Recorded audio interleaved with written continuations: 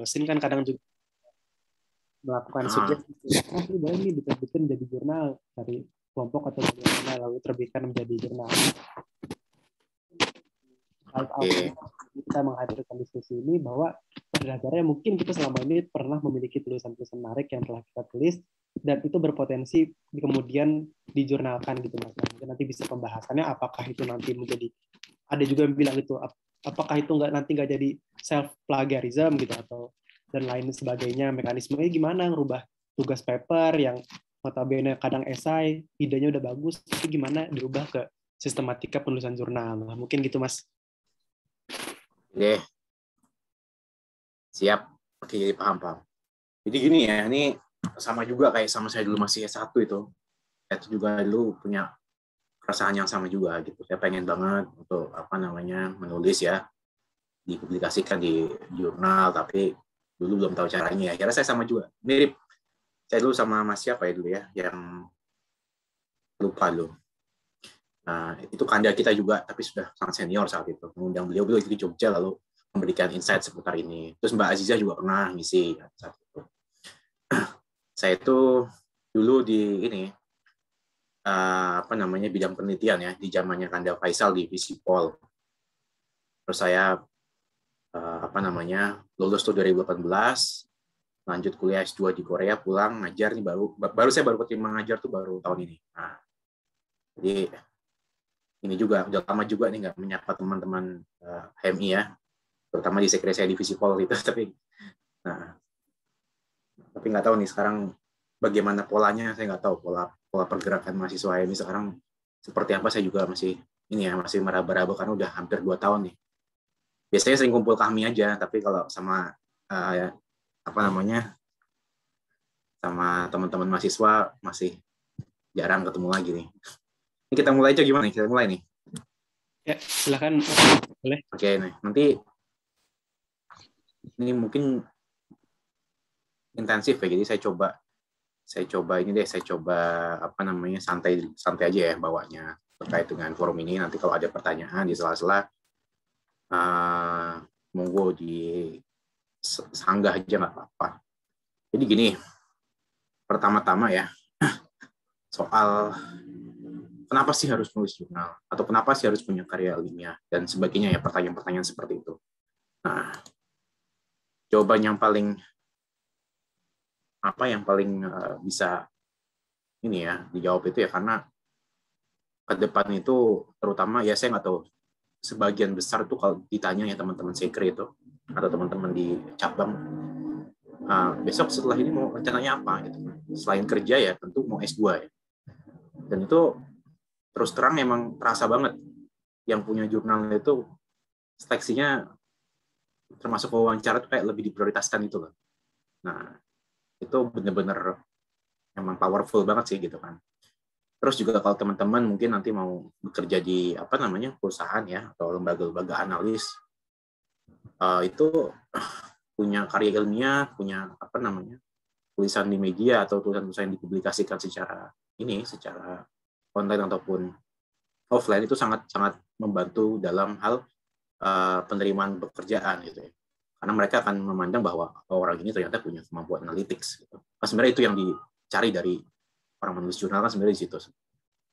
Ya, jadi sekarang saya malam ini mau coba untuk bahas ya terkait dengan temanya kan mengubah tugas kuliah menjadi jurnal. Nah, tapi sebelum ini saya balik nih, sekarang saya coba untuk merefleksikan ya kira-kira apakah tugas teman-teman sudah memenuhi standar jurnal atau belum nih. Nah, gitu. Jadi kita sama-sama cek dan harapannya ini jadi bahan evaluasi. Jadi kalau kita ngomongin jurnal sebenarnya kan mirip ya sama kayak tugas kuliah ya, tentu ada pendahuluan, tentu kalau mungkin disertai metode ada metode gitu kan. Ada juga kerangka teori bermetode, dan pembahasan terakhir itu namanya conclusion ya. Nah, saya makanya coba ingin memperkenalkan kira-kira apa sih yang paling penting atau utama dalam penulisan jurnal itu. Nah, sepanjang saya tahu ya terkait dengan jurnal itu, kebanyakan itu mereka memfokuskan itu di introduction.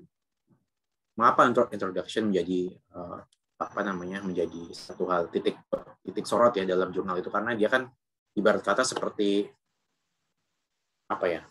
seperti kalau orang mau jualan gitu kan, jualan susu atau jualan odol gitu kan.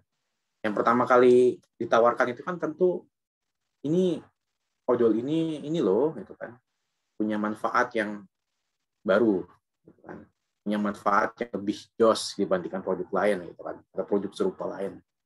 Ada kandungan ini, kandungan itu yang sehingga menjadikan odol ini lebih bisa membersihkan gigi lebih clear gitu, misalkan lebih clean. Itu orang jualnya seperti itu. Nah, terlepas isinya apa kan nanti gitu kan. Nah, sama jurnal juga sama. Di pendahuluan tuh sebetulnya yang paling utama adalah jualan. Nah, yang menjadi persoalan selama ini tuh teman-teman mahasiswa, termasuk saya dulu ya, waktu saya masih mahasiswa juga, kita tuh menganggap pendahuluan itu sebagai sekedar ini aja lewat gitu ya, sekedar sekedar ditulis saja gitu kan, tanpa kita memperhatikan lebih di situ. Padahal itu justru nyawanya di situ. Sementara kita berpikir bahwa yang paling utama itu ternyata adalah pembahasan atau isi. Nah, itu sebenarnya agak sedikit perlu dikoreksi gitu, karena logikanya bagaimana ceritanya orang mau baca isi kalau baca pendahuluan aja nggak tertarik kan gitu. Nah, saya ingin saya punya PPT nih soal pendahuluan yang kira-kira penting untuk diperhatikan, apa aja sih unsur-unsurnya. Nah, ini coba saya share. Nah, ini nah ini judulnya, saya kasih judul ini A sampai Z ya, terkait introduction dan conclusion. Nah, dua bagian ini coba saya sorot dulu. Nah, ini harapannya ini bisa memberikan inspirasi bagi teman-teman ya, ketika ingin menulis tugas kuliah atau mengubah tugas kuliah menjadi jurnal, itu kira-kira apa yang harus disesuaikan ya, sehingga dia kemudian menjadi publishable gitu ya, atau berpotensi untuk diterbitkan. Nah, ini biografi ya. Saya sekarang ngajar di Departemen Pembangunan Sosial dan Kesejahteraan di Sipol UGM. Saya dosen baru banget kemarin terima. Lalu saya sekarang sambil menyelesaikan S3 ya di Hong Kong. Dan ini pengalaman publikasi saya beberapa, nggak banyak ya. Nah, terus kira-kira saya pernah juga menjadi editor gitu. Jadi saya mencoba untuk menempatkan diri ketika presentasi terkait dengan jurnal, menempatkan diri sebagai editor, sebagai reviewer, dan sebagai penulis gitu. Sehingga saya punya 3 sudut pandang yang saya kira ini bisa menjadi salah satu tips and trick ya gitu. Karena saya berada pada 3 posisi itu, pernah mengalami 3 posisi itu. Nah, di introduction itu yang penting harus ada itu ya, pertama pastinya itu adalah menetapkan konteks latar belakang atau pentingnya topik. Ini maksudnya apa sih gitu kan. Jadi kalau misalkan nulis soal apa ya, misalkan soal isu bantuan sosial misalkan. Kalau kita biasanya kan langsung kan ngomongin Indonesia sekian, penduduknya sekian gitu. Itu tidak perlu lah. Yang penting adalah misalkan kita ngomongin soal bantuan sosial, kasusnya misalkan di mana? Sleman atau mungkin kota Jogja. Kita harus bisa memberikan justifikasi kenapa sih kota Jogja atau Sleman itu penting ya untuk diteliti. Jadi lebih ke situ. Tentu jawabannya adalah ya karena Sleman itu merefleksikan, misalkan ya, ini misalkan aja, merefleksikan kondisi kondisi negara berkembang atau daerah rural atau urban pada umumnya yang ada di negara berkembang. Sehingga bantuan sosial yang kemudian didistribusikan di Sleman ini kemudian merefleksikan overall model bantuan sosial di negara berkembang. Nah, seperti itu salah satu untuk justifikasi seperti itu.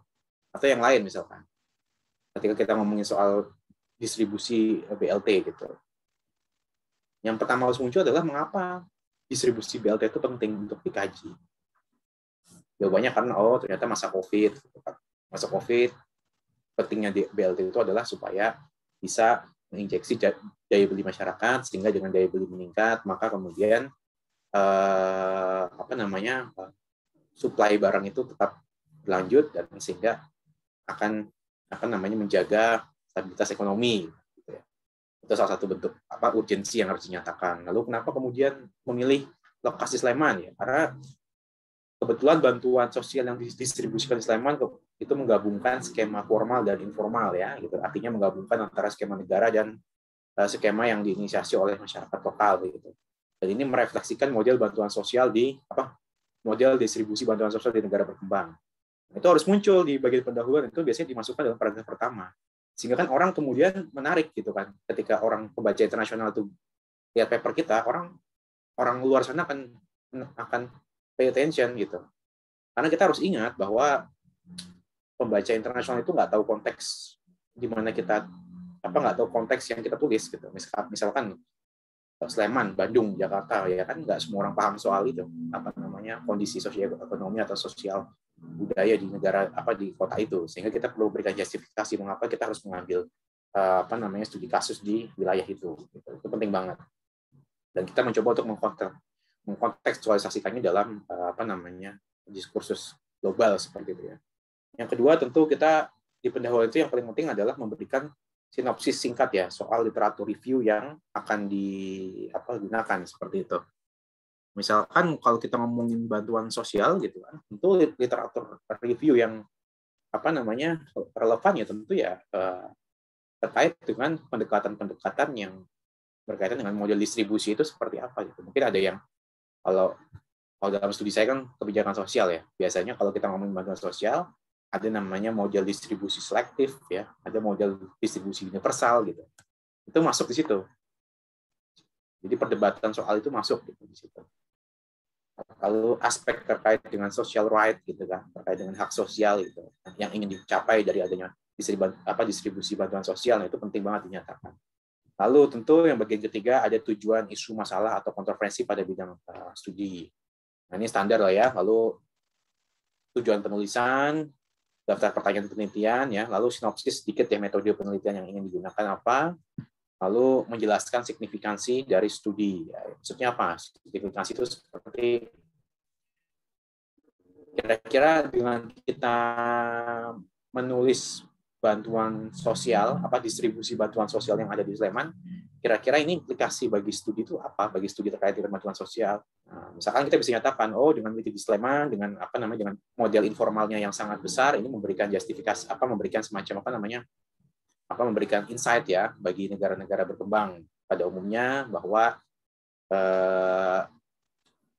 gini, paling gampang seperti ini. Saya baru ingat saya punya penelitian dulu Bang. Itu soal riset bantuan distribusi perumahan di Kulon Progo terkait dengan untuk proses distribusi bantuan perumahan itu pemerintah itu dalam menentukan siapa penerima manfaatnya itu nggak berdasarkan pada kalkulasi statistik semata ya, tapi mempertimbangkan aspek-aspek lain yang itu muncul di masyarakat. Jadi ketika misalkan ada bantuan perumahan ingin diberikan di satu wilayah, itu akan ada mekanisme rapat gitu ya, rapat di antara warga siapa-siapa yang berhak menerima bantuan itu ya, terlepas dari sosioekonominya gitu. Pertimbangannya itu bisa aja misalkan karena dia janda atau mungkin dia sudah lansia gitu. Jadi pertimbangannya nggak melulu ekonomi, dan itu ternyata efektif dalam menekan konflik sosial yang ada di masyarakat. Karena kita ketahui sendiri bahwa sejauh ini kan bantuan sosial itu sangat rentan terhadap berbagai konflik ya. Sehingga bagaimana cara memediasi konflik yaitu dengan cara menggabungkan antara skema yang diinisiasi negara dengan preferensi masyarakat. Dan itu menjadi salah satu temuan yang kemudian memiliki signifikansi yang berarti ya, yang berarti bagi studi kebijakan sosial, karena kita tahu bahwa sejauh ini selalu kalau kita ngomongin kebijakan sosial di negara berkembang gitu akan menyerempet terkait dengan konflik ya. Jadi bantuan sosial yang selektif itu akan menimbulkan konflik, tapi dalam hal ini kemudian sebaliknya bisa memperkuat kohesi sosial di masyarakat. Nah, itu salah satu bentuk signifikan, salah satu bentuk contoh bagaimana kemudian signifikansi studi ya. Jadi gitu. Ada kontribusi kebaruan apa sih yang ditawarkan gitu. Atau misalkan contoh lain ya, mungkin orang selama ini bilang soal kasus kemiskinan itu disebabkan oleh faktor budaya gitu. Tapi kemudian kita punya argumen gitu kan, argumennya apa, bahwa kemiskinan itu nggak melulu soal faktor kultural, tapi faktor struktural. Itu sudah menjadi salah satu bentuk argumentasi sekaligus bentuk sumbangsih bagi kebaruan studi. Nah, itu yang sebenarnya harus dinyatakan. Nah, seringkali di paper-paper Indonesia, orang Indonesia itu kadang-kadang luput untuk menyebutkan itu. Gitu. Dia terlalu asik dengan kasus di wilayah mikro itu, padahal kita nggak ada masalah kita ngomongin hal yang mikro gitu, asalkan kita bisa mencoba mengkontekstualisasikan hal yang mikro itu pada level global gitu atau pada level regional gitu. Jadi kita harus ingat bahwa pembaca kita kan masyarakat audiens ini ya, internasional ya, gitu. Yang mereka sebelumnya sama sekali nggak paham soal konteks di mana teman-teman atau saya melakukan penelitian. Jadi kita penting banget untuk bisa mengkontekstualisasikan secara global ya, kira-kira apa yang terjadi di wilayah ini merefleksikan apa sih? Nah, itu harus penting banget dinyatakan. Jadi kalau kita ngomong pendahuluan, isinya tuh sebenarnya harusnya itu gitu loh. Jadi bukan lagi ngomongin soal misalkan ngomongin apa ya, agriculture gitu ya, ngomongin agriculture itu bukan lagi ngomongin soal berapa banyak lahan luas gitu. Itu boleh dinyatakan, tapi paling hanya dalam satu paragraf cukup, jangan jadi fokus gitu. Yang paling utama adalah perdebatan-perdebatan selain terkait dengan ini gitu, itu menjadi fokus utama dalam penulisan introduction. Jadi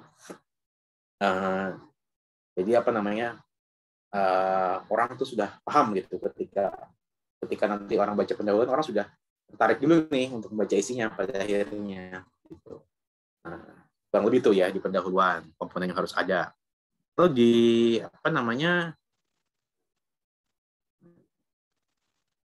di conclusion ya, apa yang sebenarnya harus ditulis. Nah, mungkin kalau teman-teman atau zaman saya mahasiswa dulu, saya masih menganggap konklusi itu adalah hanya summarize dari apa yang sudah ditemukan. Nah, sebetulnya itu hanya salah satu bagian dari struktur dari kesimpulan itu sendiri. Karena kesimpulan itu mestinya harus kemudian menyatakan kembali tujuan atau argumentasi dari paper itu seperti apa. Jadi ketika di kesimpulan yang awal penting untuk ditulis adalah tujuannya di restate diungkapkan kembali gitu ya. Tujuannya apa dari paper ini itu apa sih gitu kan. Lalu meringkas temuan penelitian gitu ya. Nah, ini bagian ini yang kemudian isinya summarize. Lalu yang ketiga yaitu implikasi riset teman-teman atau tulisan teman-teman bagi knowledge development. Ini mirip-mirip yang tadi ya, signifikansi diulang lagi. Nah, yang berapa nih? Yang keempat, lalu signifikansi temuan dengan kualifikasi ya, misalkan seperti ini. Terlepas dari sifatnya yang eksploratif, tentang ini menawarkan beberapa wawasan tentang apa. Jadi ada insight, semacam lesson learn ya, apa yang bisa kita pelajari dari kasus kita itu bisa juga kita nyatakan di conclusion. Dan paling penting adalah di sini adalah keterbatasan studi. Nah, kenapa keterbatasan dinyatakan? Itu bukan keterbatasan itu bukan berarti kita akan menunjukkan kelemahan ya, bukan. Artinya dengan kita menunjukkan keterbatasan, kita sebetulnya sedang memberikan isyarat ya kepada pembaca bahwa penelitian ini tuh dilakukan dalam skop Sleman loh gitu, dan kemungkinan ada perbedaan argumentasi apabila mungkin riset ini diadakan di kabupaten, misalkan di Bandung, di Jakarta, atau di Lampung, misalkan seperti itu. Jadi batasan itu sebenarnya bukan kemudian menjadikan membuat paper kita menjadi terlihat kurang, bukan, tapi justru sebaliknya membuat paper kita ini terlihat lebih ya, karena kita menunjukkan bahwa ini nggak mengeneral. Jadi kalau misalnya ada orang iseng nih, tapi di tempat saya nggak begitu kok. Nah, jawabannya ini ya karena penelitian ini dilakukan di Sleman seperti itu. Dan juga ini memberikan ruang bagi paper yang selanjutnya, itu paper-paper yang akan datang untuk bisa untuk bisa mengelaborasi atau meneliti lebih lanjut ya terkait dengan topik serupa, tapi mungkin dengan cara metode yang berbeda dan sebagainya. Karena kan sesuai dengan prinsipnya ya bahwa ilmu pengetahuan itu mati apabila kemudian ya matinya pertanyaan itu sendiri gitu. Maka dari itulah kemudian dengan ada limitasi ini kan sebenarnya memberikan semacam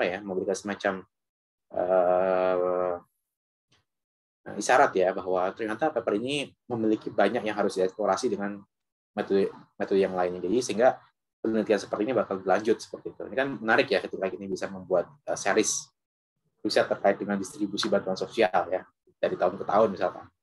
Nah, ini kan akan menarik sekali. Jadi fungsinya seperti itu. Nah, ini bahasanya yang pertama ya. Nah, saya mungkin menyelesaikan presentasi ya sekitar mungkin 10 menit lagi lah gitu kan. Mungkin teman-teman juga bisa merefleksikan apakah sejauh ini paper atau mungkin tugas-tugas yang ditulis sudah di format seperti ini atau belum gitu. Kalau belum, ya kalau mau dipublikasikan, monggo silakan di format seperti ini gitu untuk terkhusus untuk bagian introduction dan kesimpulan, sehingga dia bisa publishable seperti itu. Selanjutnya, aku mau share ini lagi terkait dengan mengenal jurnal internasional ya, karena mungkin sebagian dari kita belum. Nah, ini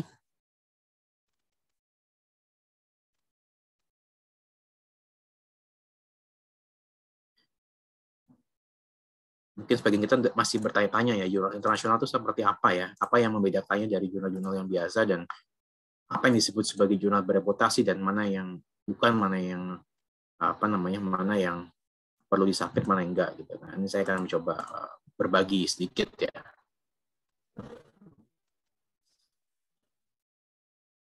Nah, mungkin teman-teman sering banget ya menerima email, mungkin dari mana nggak tahu, yang itu iming-imingnya ayo submit di jurnal kami gitu. Tapi dalam jaminan waktu, dalam waktu mungkin 2 minggu 3 minggu langsung terbit misalkan. Sering kan saya kira melihat email seperti itu. Nah, itu bisa dikatakan itu nggak benar tuh gitu. Karena proses penerbitan jurnal internasional itu memakan waktu yang sebetulnya cukup panjang. Dan mengapa bisa cukup panjang? Nah, saya jelaskan logikanya, sehingga kita bisa mengidentifikasi mana jurnal yang beneran, mana yang enggak gitu. Nah, cara mengidentifikasi jurnal itu bereputasi atau enggak, atau masuk database Scopus atau enggak, adalah apabila dia masuk dalam apa yang disebut dengan namanya, ada situs ya, situs pengecek namanya, checker itu namanya Skimago. Di situs ini itu sebetulnya dibangun itu berdasarkan pada data yang ada di dalam indeks Scopus. Bedanya itu di Scopus itu mungkin tingkatannya lebih tinggi ya, lebih top gitulah ya gitu dalam konteks perjurnalan gitu. Karena nggak semua paper itu bisa masuk ke dalam indeks Scopus. Ada beberapa persyaratan yang diperlukan untuk dia bisa masuk dalam database Scopus gitu. Dan Skimago itu semacam situs situs yang digunakan, yang biasa buat ngecek apakah jurnal tersebut memang masuk Scopus atau enggak. Makanya kalau misalkan teman-teman ya menerima email dari siapa nggak tahu ya di inbox, nah itu cek dulu jurnalnya gitu kan, tinggal di copy lalu paste di Google nama jurnalnya terus Skimago gitu ya. Kalau ada, berarti jurnal itu benar-benar asli ya, jurnal yang bereputasi. Karena teman-teman juga harus pahami, banyak cerita-cerita di kalangan dosen sendiri gitu. Kalangan dosen ini, bahkan dosen ya, itu masih banyak dari kami juga itu yang belum paham soal ini gitu loh. Jadi ada nggak satu dua, ada banyak kolega gitu, ketika dia submit ke satu jurnal gitu, itu dia harus membayar sekian puluh juta. Nah, padahal kalau jurnal internasional itu gratis sebetulnya ya. Tapi mengapa bisa sampai segitu? Itu artinya karena mereka nggak mengetahui gitu ciri-ciri jurnal internasional itu apa sih. Dan celakanya ketika mereka membayar uang sampai puluhan juta itu ternyata nggak masuk dalam database Skimago. Yang artinya kita bisa katakan jurnal itu tidak bereputasi gitu. Karena jurnal yang bereputasi adalah jurnal yang masuk database Skimago. Ya, memang database Skimago ini diimpor dari web Scopus itu, dari pengindeks Scopus. Nah, apa sih isinya Skimago ini? Kalau teman-teman lihat Skimago, misalkan salah satu jurnal ya, apa jurnal yang misalkan populer di studi teman-teman misalkan. Nah, ketika teman-teman klik gitu, misalkan gini, terus klik nih, Social Policy and Administration, Skimago, nah, teman-teman akan menemukan seperti ini. Gitu. Jadi H-index itu merefleksikan apa sih sebenarnya? H-index itu sebenarnya sederhananya gini. Semakin lama jurnal itu ada gitu kan, dan semakin banyak paper yang dihasilkan dari jurnal itu, dan semakin banyak juga banyak juga yang mengutip jurnal itu, maka H-index semakin tinggi. Jadi kalau indikasi jurnal itu bagus atau enggak adalah dilihat dari H-index-nya. Kalau jurnal itu ilmu sosial biasanya itu 30 ke atas sudah oke, udah bagus gitu. Tapi kalau jurnal ilmu yang eksakta seperti itu, masuk agro dan sebagainya, itu biasanya sampai di atas 100 ya, karena mereka biasanya lebih cepat, penerbitannya lebih cepat daripada jurnal ilmu sosial, sehingga akan sangat wajar mereka biasanya mencapai H-index yang bisa sampai 200-an bahkan gitu. Nah, itu sangat-sangat penting untuk diketahui soal itu. Jadi untuk mengecek jurnal itu bagus atau enggak dilihat dari H-index-nya. Nah, lalu setelah itu di bagian sini ada asal negara, ini nggak terlalu penting lah ya. Nah, yang penting adalah domain keilmuannya. Misalkan teman-teman satu saat berniat buat submit ya, gitu. Nah, teman-teman harus pahami dulu nih, jurnal ini tuh kira-kira memuat isu-isu terkait dengan apa gitu. Kayak misalkan seperti ini kan jurnal Social Policy and Administration. Nah, studi terkait dengan kebijakan sosial itu sangat beragam. Ada banyak subvarian-subvarian. Nah, subvarian inilah kemudian dimasukkan di sini. Kira-kira kebijakan sosial dari pendekatan ilmu sosial development dari apa. Nah, jadi selagi jurnal kita kemudian sesuai dengan yang ada di sini, gitu, naskah kita sesuai dengan ini, kita bisa submit. Nah, yang hijau. Nah, lalu ini apa sih yang Nah, ini penting juga buat dibaca deskripsi jurnal. Jadi kita nggak salah rumah ya gitu. Jadi banyak juga paper itu yang ditolak karena dia salah rumah. Ya, tapi yang kebangetan tuh misalkan seperti ini. Kebangetan tuh misalkan ya tahu jurnal sosial masa di submit jurnal chemistry gitu misalkan, itu kan salah rumah banget ya. Tapi yang salah rumah yang biasa pun banyak juga gitu, karena dia nggak baca ini. Nah, lalu selanjutnya adalah kuartil. Nah, ini mencerminkan peringkat jurnal dari yang paling tinggi hingga terendah. Jadi ada 4 kuartil ya. Tingkatan kuartil pertama itu adalah top 25%. Jadi jurnal-jurnal yang masuk top 25% ya. 20% terbaik di dunia gitu. Nah, itu masuk kuartil 1. Nah, kalau yang kuartil 2 itu medium atas dikit lah itu. Nah, kalau yang kuartil 3, Q3 itu maksudnya adalah dia agak sedikit biasa aja lah gitu ibarat kata peringkatnya. Nah, kalau yang keempat itu masuk dalam 75% sampai 100. Jadi yang bagian paling bawah lah, grup bawah gitu, dan akan biasanya lebih mudah untuk dimasukin gitu ya, ketimbang jurnal Q1 atau Q2. Dulu jurnal pertama saya itu di Q3 waktu itu, Journal of Asian Public Policy. Waktu itu saya masih S1 gitu, masih seumuran teman-teman ya, tapi saat itu saya mau sidang saat itu. Saya punya naskah, jadi saya penasaran, ntar saya ceritain bagaimana ceritanya saya bisa nekat untuk submit ya. Jadi ini harapannya bisa memotivasi teman-teman sebetulnya menulis jurnal itu bisa dilakukan sedini mungkin, dan saya mau kasih tahu apa sih manfaat dan benefitnya setelah itu. Nah, ntar lah ya. Jadi kurang lebih ini ya, cara mengidentifikasinya itu kurang lebih yang paling sederhana seperti itu. Nah, yang lainnya adalah seperti dilihat dari penerbitnya. Gitu. Kalau saya saran sih ya, misalnya terbitkanlah jurnal itu yang pasti aja. Gitu. Kalau kita memilih untuk internasional jurnal ya, karena effort yang kita keluarkan untuk menulis internasional jurnal itu kan sangat banyak ya, sangat tinggi. Gitu. Jadi rasanya sayang gitu kalau kita hanya submit mungkin ke jurnal internasional tapi yang mungkin nggak berreputasi. Gitu. Sayang tenaga dan pikirannya.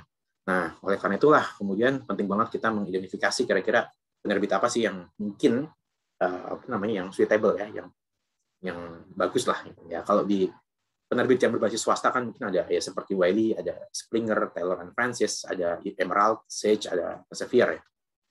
Kalau yang penerbit berbasis kampus ada Cambridge, Chicago Journal, Oxford, ada Policy Press dan sebagainya. Nah, jadi kalau teman-teman ketahui bahwa ini namanya publisher. Di publisher itu seperti misalkan UGM Press ya, itu juga publisher UGM Press. Nah, UGM Press itu setara dengan ini ya, namanya publisher. Dalam UGM Press itu kan ada banyak disiplin-disiplin ilmu yang lain, misalkan jurnal economics, jurnal ilmu sosial politik dan sebagainya. Sama, misalkan di Wiley itu muncul banyak, di Wiley itu akan ada banyak berbagai jurnal-jurnal yang sangat bervariasi ya. Jadi pada prinsipnya mereka ini adalah publisher yang bereputasi seperti itulah ini. Nah ini seperti ini yang saya tadi bilang ya. Kita seringkali, saya yakin teman-teman beberapa sudah familiar ya dengan email-email seperti ini ya. Jadi kayak semacam spam-spam gitu lah, jurnal-jurnal yang mereka jurnal-jurnal yang sebenarnya masuk dalam kategori abal-abal dan mereka hanya mencari untung gitu. Jadi ketika kita mungkin memutuskan submit ke jurnal mereka akan meminta uang publikasi yang sangat besar gitu, yang bisa sampai dari yang mungkin 1 juta sampai yang puluhan juta. Dan banyak dari teman-teman dosen bahkan itu masih terjebak dengan email-email seperti ini. Karena kita kan dituntut juga untuk publikasi ya. Itu sebagai bagian dari salah satu kinerja untuk penilaian ya. Dan terkadang saking mungkin ya banyak faktor lah ya sehingga kemudian submit di jurnal kayak begini. Tapi kan ini pada akhirnya nggak bisa dimasukkan ke dalam ini kinerja gitu kan, karena memang ya ini bukan jurnal bereputasi gitu. Hati-hati banget. Nah, kita coba nih, kita masuk ya ke mengklarifikasi isu-isu yang berkembang terkait dengan jurnal internasional itu sendiri. Nah, yang pertama adalah katanya publikasi internasional itu membutuhkan biaya tinggi, nggak kok gratis. Jadi kalau teman-teman coba untuk submit ke jurnal yang sangat bereputasi sekalipun, Q1 dan mungkin jurnal terkenal juga, yaitu gratis.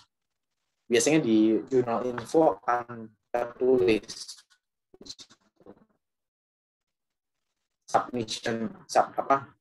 publication fee free gitu. Nah, apa yang bayar gitu? Apa yang bayar? Jadi kalau teman-teman misalkan gini, sudah proses review itu semua selesai dan naskah teman-teman dinyatakan accepted, itu dari bagian produksi akan menawarkan namanya adalah biaya open access. Maksudnya apa sih biaya open access? Jadi biaya open access itu maksudnya ketika teman-teman memilih open access, tulisan teman-teman tuh bisa diakses publik secara gratis. Mereka bisa secara free mendownload tulisan teman-teman. Gitu. Itu namanya biaya open access. Tapi biaya open access-nya sangat mahal. Di Wiley itu bisa sampai 50 juta. Gitu. Jadi kalau saya sih nggak prefer lah ya untuk milih open access, karena ya uang dari mana juga 50 juta cuma buat kayak gitu. Ibarat kata seperti itu. Karena bukannya gimana-gimana ya, kalau kita mau milih open access itu sebenarnya opsinya sekarang sudah sangat tersedia banyak gitu loh. Nah, maksudnya kalau kita ingin membuka open access, kalau kita ingin mendownload jurnal, kita sekarang punya banyak perangkat yang bisa digunakan untuk mendownload jurnal, mulai dari misalkan yang legal ya, seperti menggunakan situs IUGM misalkan ya. Electronic Library UGM itu bisa kita gunakan untuk mendownload banyak jurnal, dan itu bisa gitu, tanpa harus kemudian jurnal itu open access. Lalu cara ilegal ya menggunakan Sci-Hub misalkan seperti itu.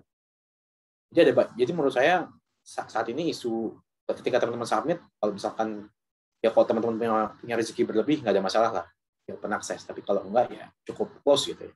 Nah, konsekuensinya apa kalau close? Nah, kalau konsekuensinya close, ketika teman-teman itu mau buka tulisan, misalkan tulisan saya gitu, teman-teman ya pilihannya harus bayar gitu, atau bisa menggunakan situs kampus ya, karena kampus itu kan sudah berlangganan dengan jurnal-jurnal seperti ini, jadi mereka tinggal buka pakai email kampus itu bisa langsung ini download seperti itu. Nah, tapi memang di sini ada berbagai macam kontroversial soal ini, karena ya sebenarnya agak sedikit miris juga gitu, karena ini semacam eksploitasi terselubung sebetulnya.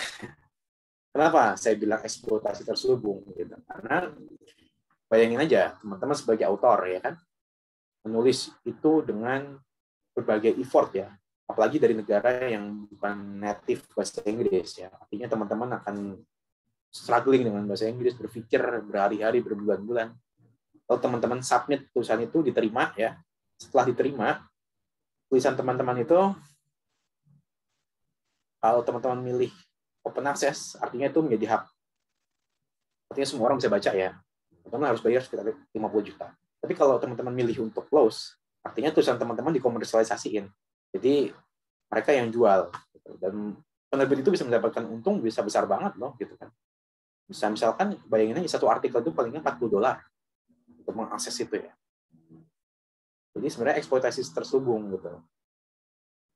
Jadi saya nggak tahu itu kenapa bisa muncul kesempatan seperti itu ya.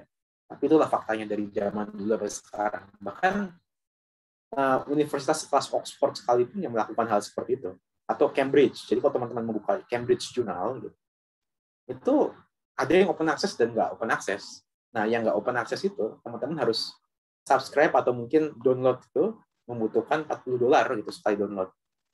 Jadi mereka juga bertindak sebagaimana perusahaan, ini sama aja sebetulnya. Nah, di Indonesia ini kebetulan terlalu baik ya, di Indonesia ini kebetulan terlalu baik. Seperti UGM Press itu, dia open access gitu. Jadi jurnal-jurnal di bawah UGM Press itu masih open access. Tapi ya tadi,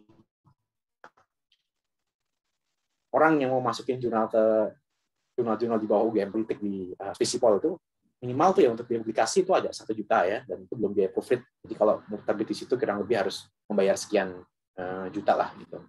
Tapi nggak gede-gede banget kok, masih terjangkau.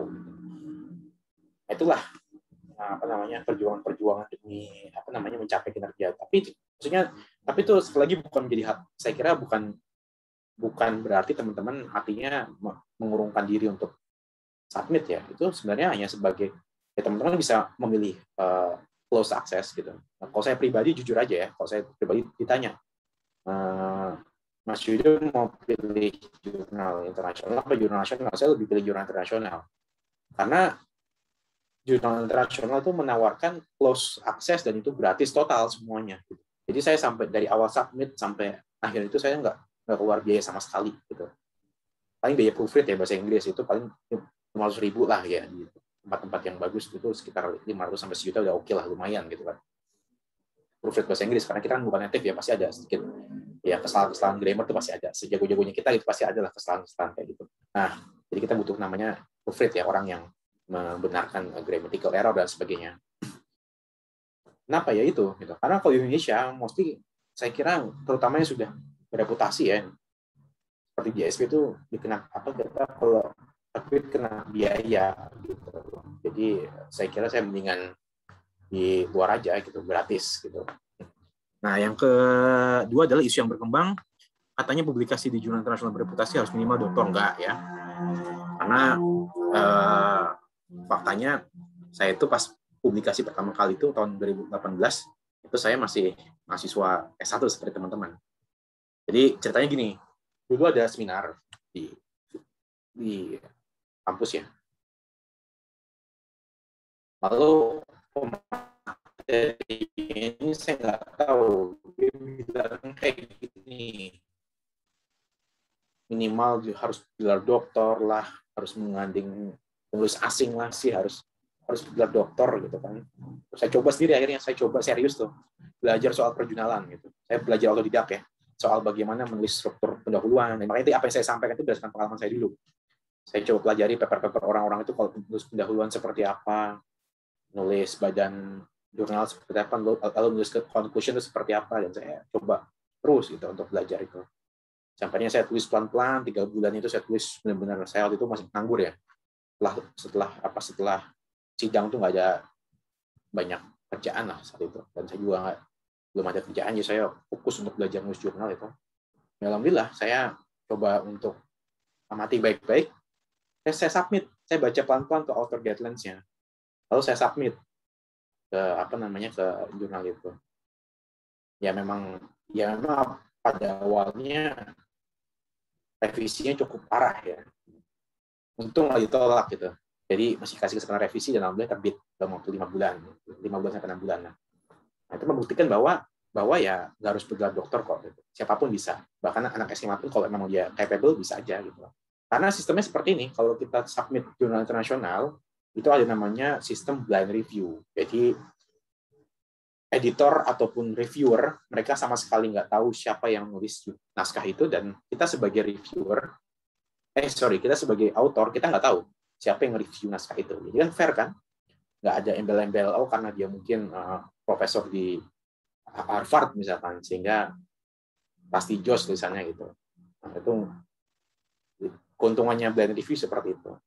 Makanya teman-teman sebenarnya punya peluang yang besar gitu. Teman-teman mau serius, sangat bisa gitu, dan sangat ini berguna kok bagi teman-teman untuk studi S2, S3 gitu ya, dan akan menguntungkan teman-teman terutama untuk mendapatkan scholarship. Nah, saya itu S3 di Hong Kong. Saya dapat beasiswa yang premium. Jadi ketika mungkin teman-teman yang lain dapatnya beasiswa mungkin sekitar $13.000, saya dapatnya 2 kali lipat gitu. Karena apa? Alasan mereka saya bisa masuk ke namanya Hong Kong PhD Scholarship ya karena saya punya publikasi gitu. Dan itu menjadikan saya unggul di antara kandidat lain yang saat itu belum punya publikasi. Nah itu saya tanya alasannya itu, kenapa saya bisa masuk ke sini. Dan saya bahkan mendapatkan 2 beasiswa sekaligus di Hong Kong. Beasiswa yang buat belajar sama beasiswa saya lupa namanya apa ya, Belt on Road Scholarship kalau nggak salah. Itu beasiswa itu untuk mengcover uang sekolah full. Jadi saya bisa saving ya ibarat kata seperti itu. Nah itu salah satu keuntungannya dan saya kira demikian juga kalau teman-teman apply di beasiswa lain ataupun di kampus lain selain Hong Kong misalkan, itu teman-teman bisa mendapatkan prestis itu gitu karena teman-teman publikasi. Artinya dianggap teman-teman sudah dewasa dalam studi seperti itu di antara teman-teman yang lain yang belum punya publikasi. Karena publikasi itu kan sebenarnya butuh effort, butuh berpikir, butuh meluangkan waktu, dan itu patut dihargai seperti itu. Dalam konteks ini, ketika teman-teman cari beasiswa, ya tentu mereka akan mempertimbangkan itu sebagai salah satu yang utama ketika mereka memilih teman-teman sebagai sebagai calon penerima manfaatnya. Karena sekali lagi publikasi itu kan butuh effort, butuh waktu, butuh berpikir ya, butuh ya banyak hal ya. Banyak yang dikorbankan lah ibarat kata seperti itu, sehingga perlu dihargai dengan seperti itu. Nah itu salah satu keuntungan yang harapannya ini bisa memotivasi teman-teman ke depan untuk bisa melakukan publikasi seperti itu. Yang terakhir ini nepotisme banget ya, katanya kalau kenal editor pasti keterima, ya enggak lah gitu kan. Saya tuh supervisor saya ini salah satu editor di Journal Asian Public Policy. Dan saya submit jurnalis itu ditolak meskipun dia supervisor saya gitu kan. Nah jadi nggak ada korelasinya. Kalau kenal dia akrab sama saya, akrab banget gitu karena namanya antara supervisor dan siswanya kan pasti akrab ya, tapi saya ditolak gitu karena ya memang tidak layak naskah saya gitu, sehingga baru-baru ini ditolak naskah saya ada.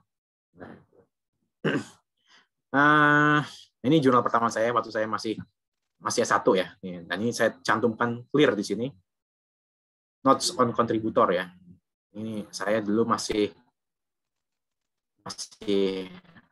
sebagai ya peneliti lepas serabutan ya.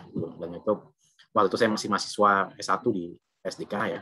Nah, ini saya juga itu terafiliasi dengan IDW. Nah, IDW ini kebetulan salah satu lembaga riset bentukan kami ya. Dan saya sekarang masih aktif di situ, tapi nggak kontribusi banyak ya. Nah, saya lagi pusing urusan di kampus seperti itu. Nah, teman-teman kalau mau gabung di sini, most welcome banget gitu, bisa menghidupkan kembali lembaga riset kita gitu di kami di IDW ini. Lebih seperti itu. Nah, ini kira-kira bentuk kira-kira ilustrasi ya kalau riset kira-kira berapa lama sih kalau publikasi yang normal gitu. Karena biasanya tawar-tawarnya fantastis kalau publikasi by email kayak gitu ya. Mereka menawarkan 3 minggu publikasi, gimana caranya gitu. Nah, karena kalau kita lihat faktanya gitu kan, ketika dari mulai submit sampai admin ngecek ketiga unsur ini, ada plagiarism, format check, dan grammatical, itu sekitar 1 minggu. Nah, setelah dicek itu baru masuk ke editorial in chief, jadi kepala editornya. Nah, kepala editornya akan ngecek dia secara substansi masuk nggak nih dalam jurnal ini, masuk nggak gitu. Sudah sesuai dan oke, mereka akan meneruskan naskah kita ke namanya editorial board, atau mungkin disebut yang lainnya bisa disebut sebagai associate editor. Ini mereka yang punya kajian spesifik. Misalkan kayak kita ngomongin public policy kan, public policy itu kan sangat luas ya, mulai dari electricity, ada infrastruktur dan sebagainya. Ini associate-nya adalah mereka-mereka yang lebih spesifik tadi. Lalu dari situ baru kalau memang layak masuk proses review, blind review. Biasanya itu 2-3 reviewer, itu butuh waktu sekitar panjang banget, tuh bisa waktunya bisa 3 bulan. Ini banyak faktor ya, mungkin kendala kesibukan reviewer, banyak hal lah yang membuat itu menjadi lama banget. Baru ada keputusan apakah dia ditolak atau revisi. Maksudnya ditolak atau diterima dengan revisi. Baru proses itu berjalan lagi sampai akhirnya kemudian kalau memang direvisi, penulis dikasih waktu revisi, setelah dikasih waktu revisi, nanti dikembalikan lagi ke editor akan mengecek apakah sudah sesuai atau belum. dan diserahkan lagi ke reviewer apakah kemudian reviewer setuju atau enggak dengan revisinya. Kalau sudah oke, diterima, baru publikasi. Nah, kurang lebih itu mungkin ya alur apa yang bisa saya bagikan ya terkait dengan apa namanya. Satu lagi sebelum saya mengakhiri presentasi saya ya. Nah, kalau bisa kita punya kayak gini nih, teman-teman. Punya mapping kayak gini. Jadi teman-teman misalkan studi tentang apa? Kebijakan sosial ya. Itu kan ada banyak domainnya. Coba teman-teman pilih atau fokus ke dalam satu yang paling fokus itu. Yang paling fokus ke dalam yang paling spesifik gitu. Kenapa pentingnya kayak gitu supaya kalau teman-teman semakin terkonsentrasi pada isu yang sangat spesifik, teman-teman akan mudah mencari apa yang disebut novelty, kebaruan gitu ya. Kebaruan itu maksudnya apa sih? Jadi setiap jurnal publikasi itu kan mengapa dia diterima di jurnal internasional, karena naskah itu kan dianggap punya kebaruan, punya sesuatu yang tadi yang saya sudah sampaikan di awal. Orang jualan itu pasti dia menawarkan keunggulan kan, menawarkan kebaruan. Nah, itu yang kita jual gitu. Nah, biasanya kita tahu kebaruan tuh karena kita sudah paham betul ya kira-kira celahnya tuh di mana gitu. Argumen-argumen atau jurnal-jurnal sebelumnya atau studi-studi sebelumnya, sehingga kita bisa mengajukan bahwa ternyata misalnya seperti ini. Ketika orang banyak ngomong soal kemiskinan itu faktor kultural, nah kita bisa bilang bahwa enggak kok, kemiskinan itu faktor struktural. Nah, itu satu kebaruan. Itu punya kontribusi besar bagi studi tentang poverty, kemiskinan. Nah, kurang lebih seperti itu. Nah, kita bisa diskusi lebih lanjut terkait dengan materi-materi ini. Ya, mohon maaf, mungkin terlalu lama ya saya presentasi. Ya, saya kembalikan ke Mas Moderator. Ya, terima kasih Mas Yuda. Nanti mungkin teman-teman jika ada pertanyaan boleh raise hand atau misalnya mic-nya bermasalah bisa diketik di kolom komentar, nanti dibantu dibacakan. Tapi mungkin sebelum pertanyaan dari teman-teman, mungkin ada pertanyaan tadi menarik juga Mas, baru pernah dengar juga soal bagaimana proses menerbitkan jurnal itu, dan juga kalau di luar negeri ternyata ada komersialisasi gitu. Nah, selain tadi kalau dari Mas apa yang seperti Mas Yuda sampaikan, ketika kita menerbitkan adanya kita bisa mendapatkan corak-corak atau akses khusus gitu misalnya untuk pendaftaran beasiswa karena kita pernah publikasi, setidaknya kita memahami analytical thinking gitu. Tapi untuk dengan jumlah yang sangat besar, kalau misalnya itu open for akses gitu Mas buat publik, saya agak kurang paham apakah nantinya ada hal-hal seperti kalau misalnya dalam ranah lain, suatu misalnya musik gitu, kita memiliki karya cipta yang kita proses lalu kita komersialkan, nanti ada royaltinya, nanti itu akan kita akan benar. di sana gitu. Nah, apakah kalau dari riset ini dengan penelitian yang tadi kata Mas Yuda sangat panjang, apakah dengan kita membayar lalu kita tidak mendapatkan apapun sama sekali, jadi hanya kita sekedar membagi ilmu kepada masyarakat dunia gitu, ataukah ada fee yang dibagikan gitu Mas? Nah, itu dia yang menjadi sebenarnya perdebatan berabad-abad ya. Enggak ya, ini ya. Perdebatan beberapa dekade terakhir. Karena faktanya kita nggak dapat apa-apa gitu, sebagai penulis. Sama kayak misalkan misalkan Mas Askar ya, submit ke jurnal JSP aja, UGM, Visipol, atau jurnal apapun lah, jurnal Cultural Studies di FIB misalkan. Mas Askar nggak dapat apa-apa, nggak dapat bayaran dari situ. Dan itu menjadi satu polemik ya. Masalahnya adalah ketika kita submit di jurnal internasional gitu, permasalahan utamanya adalah sudah kita nggak dapat bayaran, naskah kita pun juga ternyata dijual gitu. Yang menikmati hasilnya kan ya para publisher, bahkan publisher berbasis kampus sekelas Oxford, Cambridge dan sebagainya itu mereka juga melakukan komersialisasi, jangan salah, dan harganya juga bersaing loh. Jadi kalau kita ngelihat misalkan Taylor Francis itu di kisaran $42 ya. Nah, kalau jurnal-jurnal berbasis kampus biasanya agak lebih murah, sekitar mungkin $20. Itu tetap aja kan mahal kan ya, apalagi buat negara berkembang kan. Jadi mereka dapat untung besar dari situ. Nah, kalau open access gitu kan, ya open access kan ibarat kata gini, kita menebus. Jadi artikel yang kita submit itu tidak dikomersialisasikan gitu. Itu menjadi hak kamu dan kamu boleh menyebarkan itu bebas gitu. Tapi kamu bayar ke kita 50 juta misalnya. Jadi itu memang jadi kontroversial dan saya juga kurang paham bagaimana kesepakatan itu muncul ya. Tapi yang jelas kalau dosen ya, kami dosen, kami dapat untung dari mana sih kalau kita publish itu kan? Secara secara ini ya, secara kebermanfaatan ya kita keuntungannya keuntungan akhirat ya. Karena kita menyebarkan ilmu, ibarat kata seperti itu ya. Dan teman-teman pun juga begitu kan. Nah, keuntungan materinya dari mana? Kalau dosen itu biasanya ada namanya penghargaan ya. Kalau kita berhasil publis di jurnal yang bagus, yang baik gitu, nanti dari kampus bisa dapat penghargaan. Nah, itu cukup lumayan lah, besar lumayan lah gitu ibarat kata. Nah, dari situ keuntungannya. Tapi permasalahannya adalah bagi mereka yang tidak terafiliasi dengan mana-mana gitu, nah, itu mereka dapat penghargaan dari mana? Itu yang jadi persoalan kan. Maka dari itu, tapi bukan berarti teman-teman ya, bukan berarti dengan adanya seperti ini teman-teman kemudian tidak berminat untuk submit ya, jangan gitu. Karena penghargaannya itu bisa jadi ya dari beasiswa contohnya. Karena saya S2 misalkan itu kan saya terasa banget gitu S2 tuh kemarin. Saya waktu itu dokumen belum lengkap gitu, karena saat itu kan buru-buru banget ya, baru lulus tapi ada bukaan di Korea. TOEFL belum siap, belum apa. Coba saya punya publikasi saat itu. Saya submit lah, jangan nekat, bismillah. Nah, tapi kan jurnal internasional yang saya submit, nah itu saya mendapatkan prioritas gitu untuk diterima meskipun saya nggak punya TOEFL, nggak punya IELTS saat itu. Nah, itu menarik banget. Itu salah satu pengalaman yang saya kira bisa saya bagikan ke teman-teman ya. Tapi saya nggak tahu ya kebijakan di tempat lain. Tapi paling nggak gitu, paling nggak itu menjadi satu penolong lah gitu.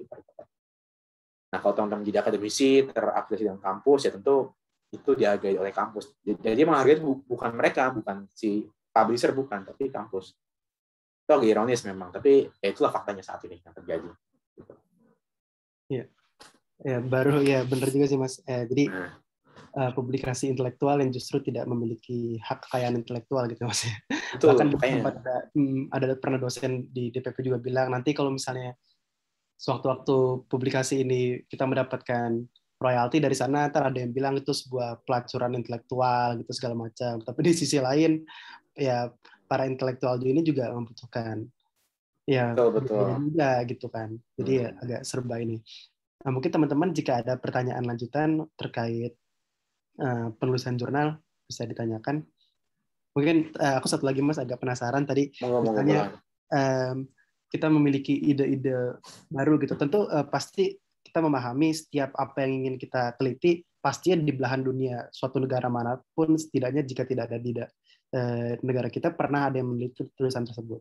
Nah, misalnya kita mencari pandangan lain tadi seperti Mas sudah sampaikan misalnya biasanya kemiskinan dipandang melalui A, kita coba pandang melalui B. Nah, misalnya di Visipol kan kita banyak melakukan penelitian-penelitian berbasis subjektivitas gitu, Mas. Kita memiliki keyakinan pada awal tahapan kita ingin melakukan penulisan itu. Nah, jika misalnya nanti subjektivitas kita itu ternyata tidak secara data lapangan atau secara penelitian tidak benar gitu, Mas. Kita mengalami ada kerumitan dengan realitas, subjektivitas kita berlawanan dengan realita yang ada, apakah nantinya secara penelitian itu mungkin tidak apa-apa gitu. Berarti subjektivitas kita, kerangka yang kita tawarkan ternyata tidak berbanding lurus dengan realitanya. Tapi jika itu ingin diterbitkan ke jurnal, akan menjadi poin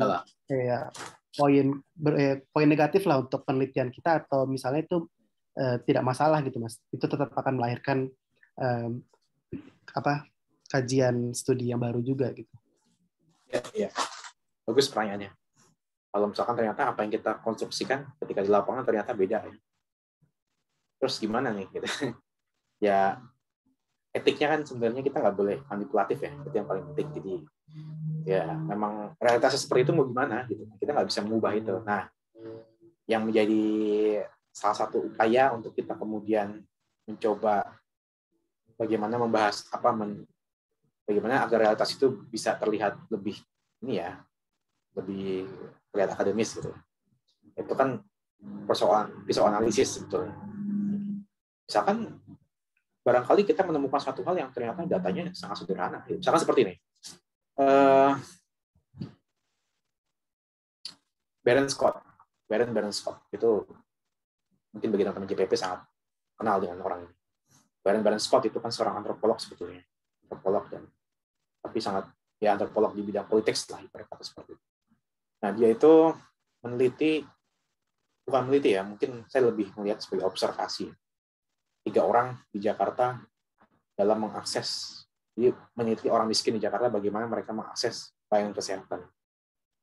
Datanya simple, gampang. Itu datanya saya kira kita semua sudah sangat paham cara mereka mengakses layanan kesehatan sederhana aja. Mereka tidak melalui jalur formal, tapi mereka menggunakan sistem patronase, di mana sistem patronase itu mereka melibatkan dengan broker. Broker itu mungkin seperti ini ya, penyebatan gitu ya. Mereka dekat dengan rumah sakit lah. Mereka mungkin mereka sebagai orang yang kenal dengan salah satu dokter atau pegawai kepala rumah sakit, mereka bisa menawarkan akses ke orang miskin itu, bisa menolong mereka. Dan kebetulan orang orang tengah ini, broker atau intermediary ini, dia juga terhubung di dalam jaringan politik. Jadi ketika mereka menawarkan akses ke orang miskin untuk bisa berobat gratis atau berobat melalui cara-cara yang cepat, ketika orang mungkin dengan BPJS harus menunggu agak lama, dia bisa lebih cepat gitu. Nanti ketika menjelang pemilihan umum, si broker ini mereka bisa menjual jasanya itu, menukar jasanya itu untuk basis suara ya, mendulang suara. Di politisi akan datang ke orang ini, ke broker akan bilang, kamu punya basis massa berapa? Dia bilang banyak gitu. Orang-orang yang mereka tolong itu maksudnya mereka akan memobilisasi, dan atas rasa nggak enak itulah kemudian dia memilih si calon yang datang ke broker dan kemudian ngasih uang ke broker. Nah, si brokernya mau memobilisasi mantan kliennya ini. Dan itu kan bagi kita kan suatu hal yang biasa. Tapi dalam analisisnya Byron Scott, dia bisa memberikan konstruksi seperti ini, bahwa ini masuk dalam apa yang disebut dengan broker welfare state. Nah, itu kan salah satu konsep yang sebetulnya sangat-sangat ini ya, sangat-sangat kalau mungkin Francis speaking ini seperti glorifikasi gitu. Tapi itu menjadi artikel yang cukup ini terkenal banget. Gitu. Hanya berdasarkan 3 orang yang diobservasi. Dan dia memberikan framing analisis itu sebagai broker welfare state. Jadi, ya orang kan langsung apa namanya, berpikir, wah keren banget ya, apa nih gitu. Datanya cuma simple, begitu aja gitu. Dan kita sama-sama tahu ya proses seperti itu. Tapi Byron Scott juga punya argumentasi bahwa dalam konteks Indonesia dan dalam konteks Indonesia ternyata apa yang disebut dengan social right itu didistribusikan tidak melalui negara gitu. Artinya negara bisa kalah dalam memberikan social right itu. Ternyata social right itu bisa dimanipulatif dengan menggunakan mediasi broker itu. Itu menjadi salah satu argumentasi yang kemudian dia coba generalisasikan, dia kontekstualisasikan bahwa ini tidak hanya fenomena Indonesia, tapi fenomena di negara-negara berkembang, di mana jaringan informal masih memainkan peranan penting dalam akses distribusi kesejahteraan. Nah, itu salah satu bentuk cara kita untuk bisa melakukan apa yang disebut dengan generalisasi. Jadi menurutku itu nggak ada masalah ketika data itu ternyata ya jauh dari apa yang dikonstruksikan. Tapi kita bisa mengambil sudut pandang lain. Gitu. Apa yang kira-kira ini dari kasus yang mungkin terlihat sederhana nih, bagaimana kita membuat ini menjadi, kita framing menjadi satu kasus yang bukan menjadi kasus ya, menjadi bahasan untuk kajian yang menarik gitu. Nah, itu yang harus kita latih ya. Dan terutama Visipol itu saya kira Visipol ya, Visipol Cultural Studies gitu, itu sudah biasa kan melakukan hal-hal seperti itu. Baik, Mas Yuda. Terima kasih atas jawabannya. Mungkin teman-teman ada yang ingin mengajukan pertanyaan, 1 atau 2 pertanyaan sebelum kita tutup nanti diskusinya. Dari saya mungkin, Mas. Oh iya, silakan Melan. Iya. Sebelumnya terima kasih banyak Mas Yuda atas pemaparannya. Sangat ini ya, tidak pernah kita dapatkan di kelas barangkali seperti itu. Jarang kita dapatkan di kelas, tapi kita dapatkan di sini seperti itu. Saya ingin tanya 2 hal sih, Mas. Yang pertama terkait Sinta atau terindeks Sinta seperti itu. Jadi saya pernah submit di Polgov, tapi pernah tahu juga bahwa Polgov itu belum terindeks Sinta seperti itu. Saya ingin tanya, seberapa penting sih indeks Sinta ataupun dalam suatu jurnal, apakah ketika jurnal itu belum terindeks Sinta, apakah artikel saya atau jurnal saya tidak ada harganya seperti itu ketika saya tuliskan di CV seperti itu, Mas. Itu pertama. Terus kedua, mengenai penelitian, Mas, ini lebih dasar lagi. Kalau tadi bahas masalah broker maupun tadi masalah subjektivitas, misalnya saya ingin meneliti terkait segmentasi pemilih seperti itu yang dibayangkan oleh kandidat. Nah, apakah saya harus mendapatkan justifikasi langsung dari kandidat bahwa oh iya saya mensegmentasikan seperti ini, ataupun saya bisa menyimpulkan nih Mas bahwa dengan pola-pola seperti ini yang disasar adalah ini, seperti itu Mas. Takutnya saya agak bingung sih logika jurnal yang serba lugas seperti itu, ataupun logika penelitian yang seperti itu, apakah bisa menggunakan cara penyimpulan dari apa yang saya ketahui, seperti itu Mas. Mungkin 2 hal itu. Terima kasih banyak. Oke. Yang pertama mungkin gini ya. Saya kira kalau jurnal itu masalah harga memang harga sosial sebetulnya.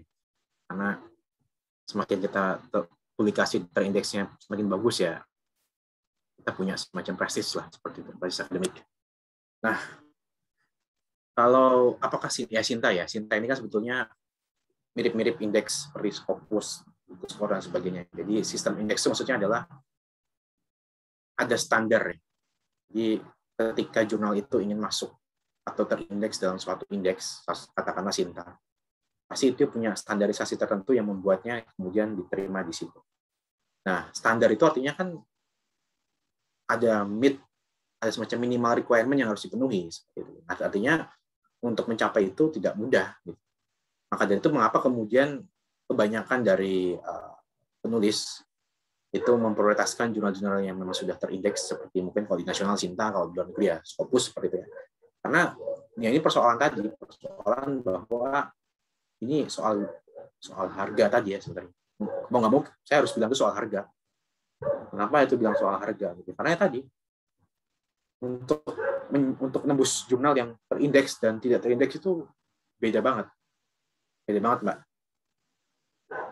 Challenge-nya, reviewernya, tantangannya. Nah, seperti misalkan di PSDK kita punya jurnal baru, namanya JSDS, Journal of Social Development Studies. Dia belum terindeks Sinta. Dibandingkan mungkin jurnal yang lain yang sudah terindeks Sinta. Itu akan lebih mudah submit ke jurnal yang belum terindeks. Kenapa? Gitu. Karena kita belum menerapkan standar yang ketat. Karena jurnal baru, gitu kan ibarat kata. Kita masih butuh marketing yang bagus ya supaya orang minat masuk ke jurnal kita. Seperti beda dengan jurnal yang sudah terindeks, pasti demand-nya banyak. Karena demand-nya banyak, pasti kan standarnya lebih tinggi. Jadi kalau kita bisa masuk, pasti kan, appreciate banget gitu. Karena ya tadi, karena dia harus melawan kompetitor ya yang bersaing untuk masuk dalam jurnal itu. Dan jadi itu memang seperti itu. Jadi kalau jurnal yang belum terindeks itu relatif mudah untuk ditembus ya, karena memang masih dalam strategi marketing gitu. Jadi masih sangat longgar. Jadi semakin lama jurnal itu akan ketat gitu. Sinta 6 ya mungkin lebih longgar daripada Sinta 1. Nah kalau semakin lama ya makin ketat ya, sama seperti jurnal baru JSDS itu ya. Sekarang mungkin masih ketat. Tapi kita perlahan-lahan itu sekarang masih longgar. Tapi kita perlahan-lahan mencoba untuk memperketat requirement-nya ketika sudah semakin banyak demand yang ingin masuk ke dalam jurnal kita itu, JSDS. Nah itu. Yang kedua ini soal apa Mbak? Aku agak lupa tadi. Yang kedua. Terkait ini Mas, terkait penyimpulan penelitian. Apakah kita bisa menjustifikasi hasil harus dari orang yang bilang bahwa misal nih kandidat yang mengatakan bahwa memang saya menyasar pemilih ini seperti itu, atau kita bisa menyimpulkan dari pola-pola perilaku dia seperti itu loh Mas. Itu boleh nggak sih Mas kalau kayak gitu? Dalam konteks politik atau jurnal apa nih? Dalam konteks studi apa dulu? Dalam konteks studi misalkan pemilu ataupun segmentasi pemilih seperti itu. Segmentasi pemilih misalkan. Iya, kan kita kan tidak mungkin mendapatkan ini ya, yang di bawah meja terus diungkapkan, kan kadang tidak mungkin terungkap ke peneliti seperti itu, Mas. Apa kita bisa menyimpulkan dari pola-pola yang ada seperti itu? Ya, sebetulnya kalau soalnya ya, kata kunci dari kesimpulan atau jurnal itu kan sebetulnya kita sebenarnya nggak ingin kemudian menjatuhkan siapapun stakeholder, kita nggak mungkin menjatuhkan mereka. Jadi sebenarnya kalau dalam akademis itu kan sebenarnya kita mengungkap orde baru, mengungkap pemilu, atau mungkin patronase dalam pemilu gitu kan. Yang penting diangkat adalah ya kita mencoba untuk menangkap pola, sehingga kasus-kasus itu hanya sebagai pendukung. Jadi kalau saya kira yang paling utama itu dalam kesimpulan itu adalah bagaimana kita bisa mengambil pola general, pola yang general ya, pola general yang muncul dalam findings seperti itu. Misalkan seperti ini, kecenderungan di Indonesia misalkan patron demokrasi itu digunakan sebagai salah satu sarana untuk menegosiasikan atau menjadi kendaraan politik bagi grup konservatif politisi konservatif untuk masuk ke parlemen ya, karena melalui jalur demokrasi. Nah, kita kan dalam kesimpulan kita hanya perlu menyebutkan itunya aja gitu. Kita nggak perlu bahkan di jurnalnya pun secara detail nggak perlu menyebutkan siapa-siapa yang menjadi secara detail ya, siapa-siapa dan siapa yang terlibat itu nggak perlu sebetulnya. Karena itu kan menyangkut keamanan ini filenya kosong-kosong. Seseorang kita angkat menjadi narasumber seperti itu. Mungkin itu sih ya. Semoga bisa mewakili jawaban atas pertanyaan itu kita. Kita beralih yuk. Ya, terima kasih banyak. Baik, terima kasih Mas Yuda. Mungkin ada teman-teman lagi satu pertanyaan. Izin bertanya. Oh ya, silakan Mas. Silakan Mas. Mohon maaf, ini di off cam karena sinyalnya kurang baik. Silakan Mas. Oh ya, apa-apa Mas. Jadi seperti ini kan sebagai tadi sempat menyinggung juga sebenarnya anak SMA juga bisa membuat jurnal gitu. Nah, saya khususnya sekarang menjadi mahasiswa gitu. Kalau ketika pengen menulis jurnal, apakah harus ada dorongan dari dosen untuk datang ke dosen terlebih dahulu, atau kita bisa mencari sendiri gitu? Karena sampai saat ini masih banyak kebingungan yang khususnya saya juga ketika pengen menulis jurnal ataupun menerbitkan jurnal, itu ke arah mana gitu pergerakannya ataupun langkah geraknya kemana. Mungkin itu saja, terima kasih. Terima kasih. Apakah harus meminta bimbingan yang lebih senior ya, ini sangat tergantung teman-teman seperti apa ya artinya. Memang baiknya kan di mana-mana ya, minta tolong senior itu penting.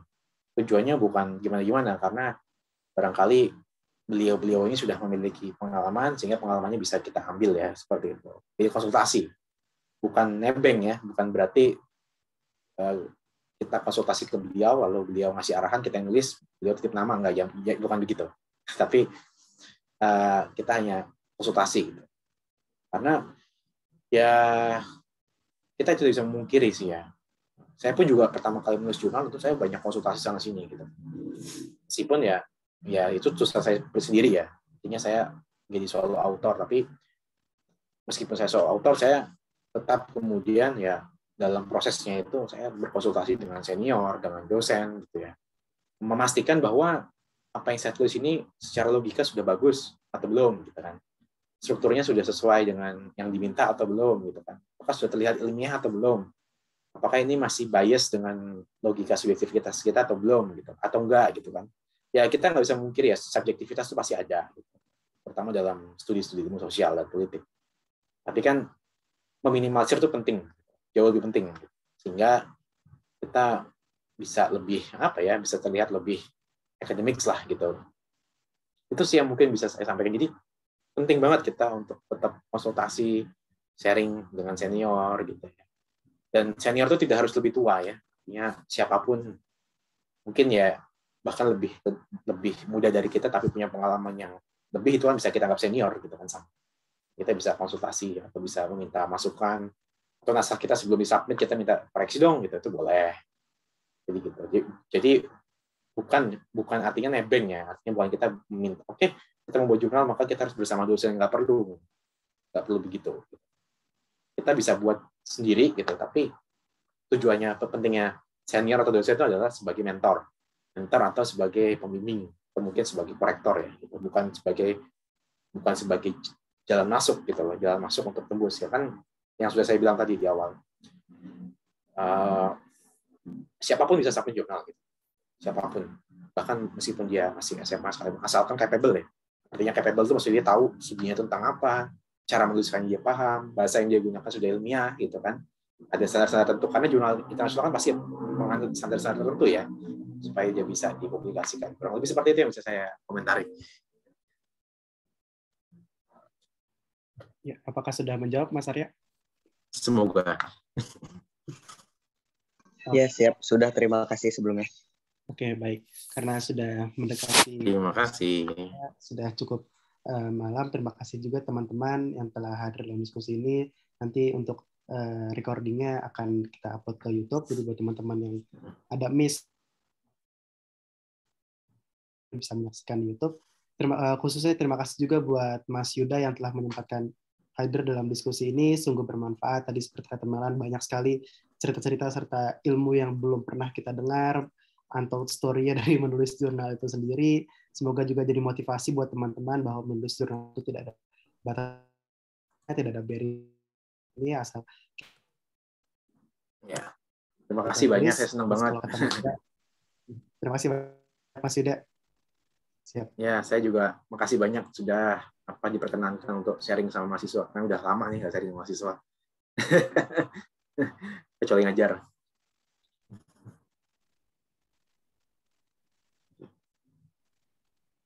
Baik, Mas Yuda. Kalau begitu, saya tutup diskusi malam ini.